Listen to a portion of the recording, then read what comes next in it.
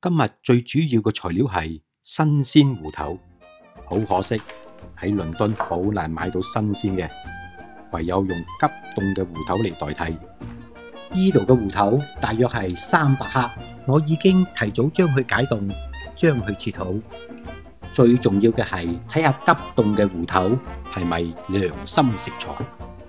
其他嘅配料有椰奶、15克頂級蝦米、10零片嘅咖喱葉、乾葱1粒，蒜頭2粒。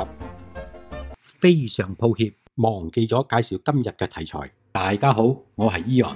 今日嘅題材係富有南洋風味嘅芋頭炆雞丁。首先將蝦米洗乾淨，然後浸水半個小時以上。浸蝦米嘅水千祈唔好倒咗去，留低攞嚟炆芋頭。另外一個靈魂材料，雞髀2隻。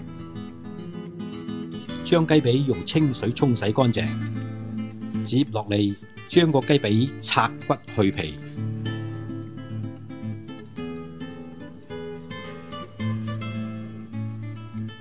然後切件。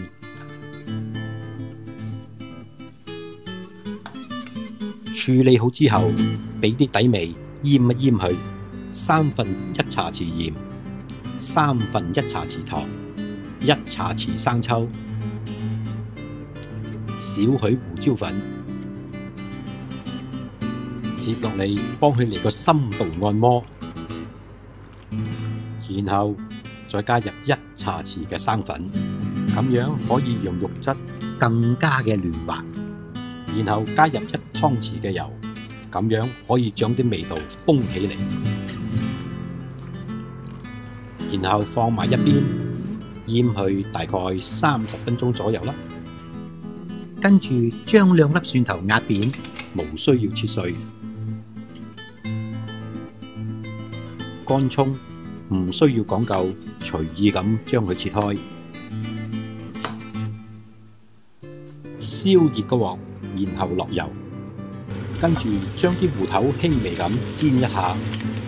煎嘅時候無需要太平均，只係輕輕咁將佢嘅表面辣一辣去，等佢煮嘅時候同埋燜嘅時候冇咁容易會糊。接落嚟無需要洗鑊，將啲蝦米擺落去，爆到佢香一香。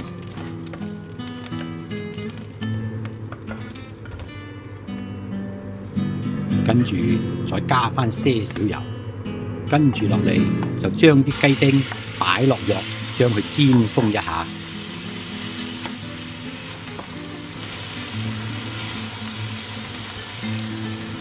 係咁以煎去20零30秒，無需要煎熟。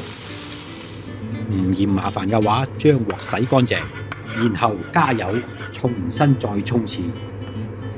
先將乾葱爆香，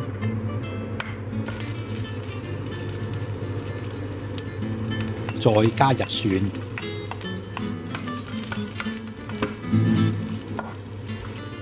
再加入南洋嘅香料咖喱葉，再將煎封好嘅芋頭擺落去一齊翻炒。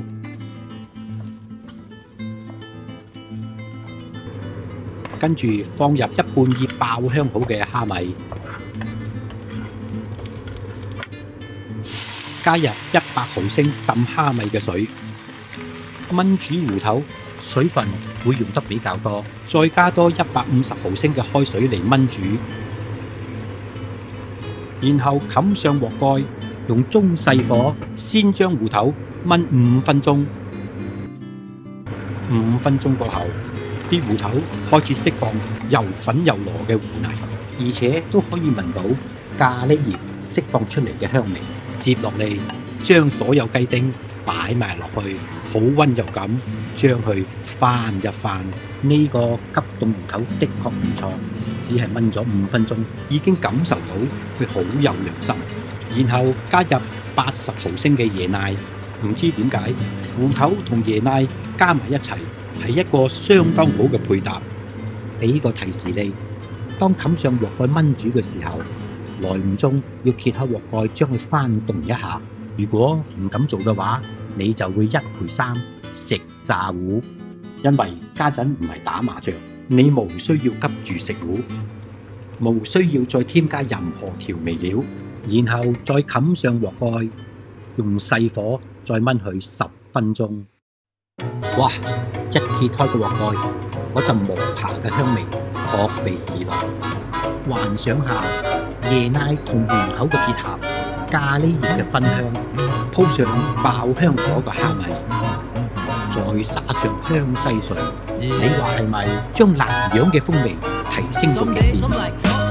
又粉又濃嘅芋頭，俾雪白嘅椰奶融同住，嫩滑嘅雞丁俾粉濃嘅芋泥同椰奶包裹住，嗰種過癮嘅滋味，只有你自己煮翻份先至可以感受得到。